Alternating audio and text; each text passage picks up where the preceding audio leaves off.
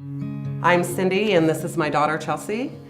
And we're here to tell our story of how God has just completely restored our relationship and the journey that we've been on with Him for that. I wasn't always there for my daughter when she was growing up. I spent a lot of time in the bars, especially during a time when she was a young teenager and she really needed me the most. I was not there for her. And I see that now, but I didn't see that then. I went through a divorce, and that was where my friends were at, and that was my comfort zone, so to speak.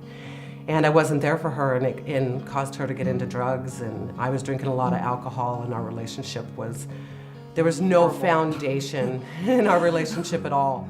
And by the grace of God, like in 2011 at Christmas time, I used to come home from the bar and I was all happy at the bar with my friends and everything, and on my drive home almost every single night, and I'd go 3 or 4 nights a week, on the way home I would cry. And I was so alone, but I was not alone because I had all these friends, but I was so alone inside myself.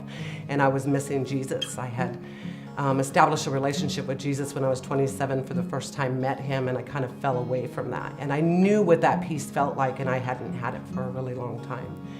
And so I'd cry, and I'd get home, and this one time, right at Christmas 2011, right after Thanksgiving, I dropped to my knees in tears after coming home from the bar, and I just was like, God, I missed you.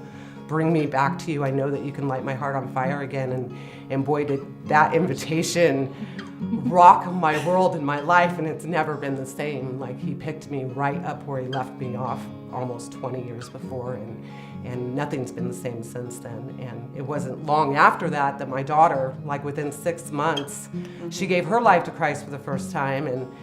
And since then, like it takes time for God to bring these things to the surface and to show you things. He's working on the things individually in your growth with Him, but then He's also restoring relationships. And you have to be open to that. You have to let God love you.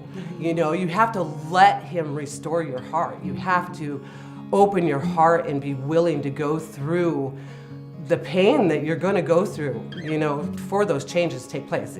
Growth is not easy, but it's worth it. The other side is so beautiful, and it's so free. So if there's anything I could say to anyone who, not just a mother and daughter relationship, as huge as that is and as broken as that seems to be in our generation, is to value your relationships and always place value on those above everything else, and God, especially that relationship with God. Your relationship with God is gonna, ultimately, that's what it was. We both built our own relationship with God, and it overflowed out of that into our relationship. He convicted us when we blew up on each other and we were being bitter, and it's like, that's applicable to every relationship you have. The relationship you have with God is going to reflect how you treat other people.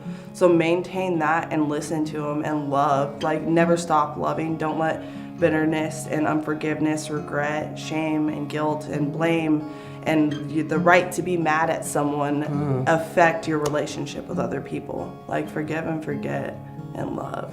That would be it's our slogan. Yeah.